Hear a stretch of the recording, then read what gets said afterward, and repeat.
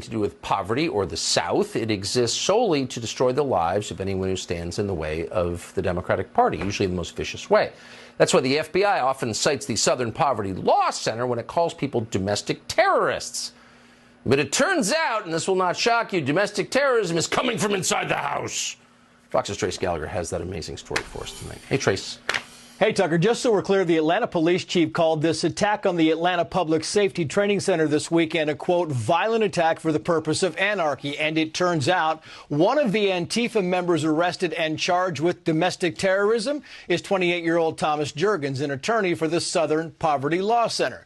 Jurgens is accused of using a peaceful protest as cover for conducting a violent, coordinated attack on both buildings and police officers in Atlanta. Now, it's interesting that Jurgens is accused of using peace to justify violence because the Southern Poverty Law Center has long been accused of monitoring hate while propagating hate.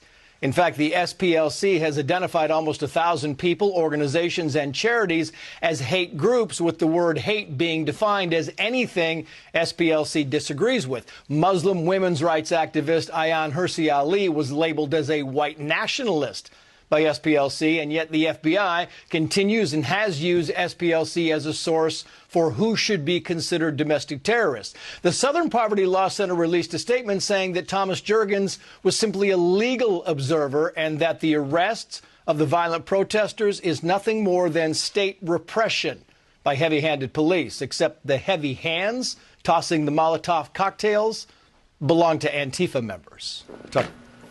Incredible. Trace Gallagher, thanks for that. Good to see you.